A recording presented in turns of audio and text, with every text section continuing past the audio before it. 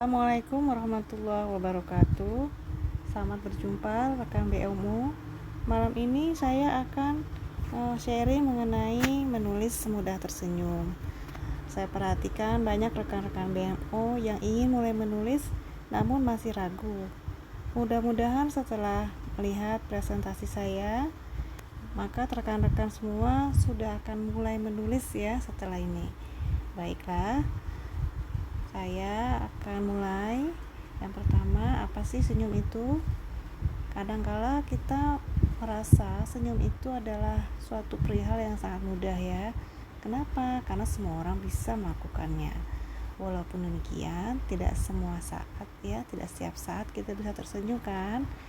Ada saatnya ketika sedang galau, ketika hati sedih, sulit sekali kita rasa tersenyum. Namun, kalau orang Islam, Rasulullah SAW sendiri sudah menyatakan bahwa kita harus tersenyum, terutama pada saudara kita, karena merupakan sebuah sedekah ya.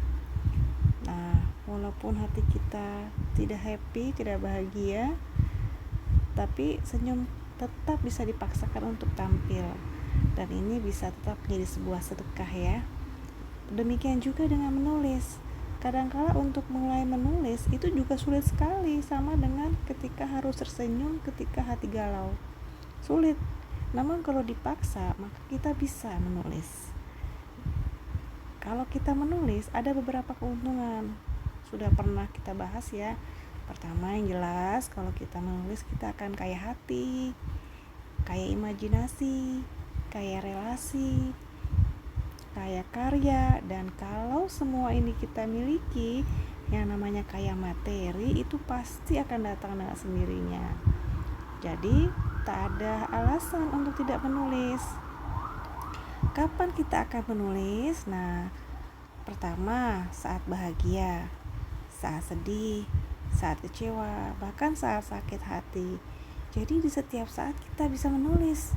Tidak hanya ketika kecewa. Biasanya kalau wanita kecewa itu mudah sekali membuat puisi ya. Atau ketika sakit hati kita bisa menulis sampai berlembar-lembar ya. Nah, tapi saat bahagia dan sedih pun kita juga bisa melakukan yang namanya menulis. Jadi kapanpun sebetulnya kita bisa menulis. Terus jangan sampai teman-teman menyatakan dalam dirinya sendiri bahwa saya hanya bisa menulis kalau di rumah. Tidak tepat ya. Karena sebetulnya menulis itu tidak cuma di rumah, tapi juga bisa dilakukan di sekolah, di perjalanan, di masjid, atau di tempat-tempat lainnya. Semua tempat bisa dijadikan daerah atau tempat untuk menulis. Jangan dikhususkan harus menulis di kamar pada waktu malam. Saran saya jangan seperti itu ya. Kemudian yang ditulis apa?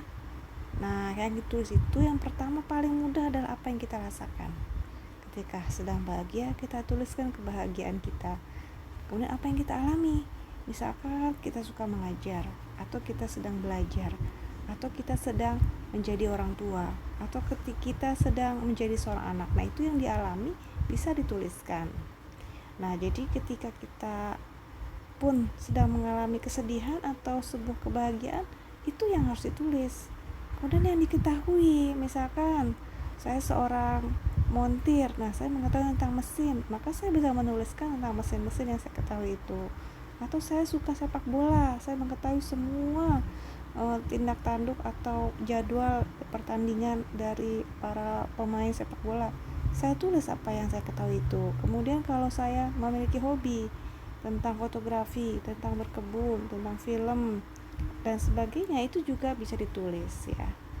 Nah, tipsnya kita harus mulai menulis dari hal yang diketahui. Ini bukan dari saya, tapi dari J.K. Rowling ya. J.K. Rowling ini adalah seorang penulis yang sangat terkenal, yaitu penulis novel Harry Potter. Dia sendiri yang mengatakan bahwa tulislah yang kamu ketahui tentang pengalaman dan perasaanmu.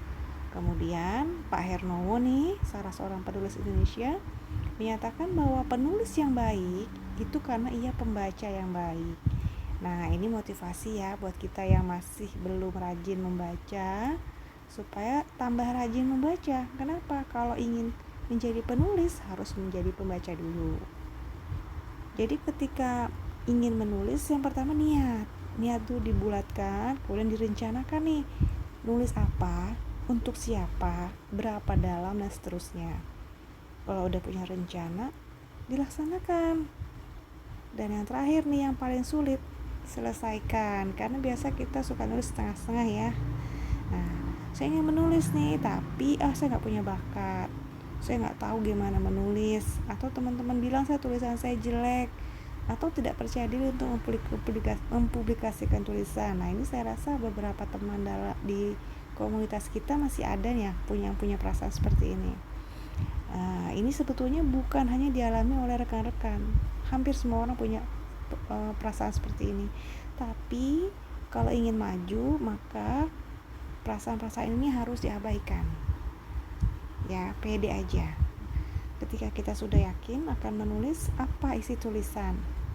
Misalkan kita yang menulis tentang COVID ya. Yang paling mudah itu menulis tentang WWH, apa itu? What, why, dan how. Kalau mau lengkap 5W ya, 5W 1H, yaitu what, who, why, where, when, dan how. Misalkan tentang COVID tadi ya. Apa itu COVID-19? Siapa yang terkena COVID? Mengapa bisa terkena ya? Di mana dan kapan mulai terjadi ditemukannya COVID-19? Dan yang terakhir, how, bagaimana cara menghindari diri agar tidak terkena COVID-19. Nah, ini adalah isi dari sebuah tulisan yang berisi tentang COVID-19. Kemudian kalau kita ingin menulis itu dari mana bahannya? Ya, yang pertama sudah disinggung dari awal dengan membaca ya. Membaca lagi, kemudian mendengar. Karena dari hal-hal yang kita dengar itu banyak sekali bisa dituliskan. Kemudian apa yang kita rasakan, dan yang terakhir apa yang kita amati. Nah, ini contoh ya, gambar tentang anak kecil yang rajin membaca nih ya. Nah, buat motivasi kita semua, kata Imam Ghazali, kalau kamu bukan anak raja dan bukan anak ulama besar, maka jadilah penulis. Kalau kita ingin mengenal dunia, pesan orang tua kita kan harus banyak membaca ya. Tapi kalau jika anak ingin dikenal dunia, tidak cukup membaca, harus menulis. Yang terakhir dari Helvi Tiana Rosa, seorang penulis Indonesia yang tulisannya sudah banyak diangkat ke layar lebar ya. Dia mengatakan bahwa menulis adalah memahat peradaban. Nah, demikianlah ulasan dari saya dan motivasi, mudah-mudahan bermanfaat buat rekan-rekan semua ya. Assalamualaikum warahmatullahi wabarakatuh.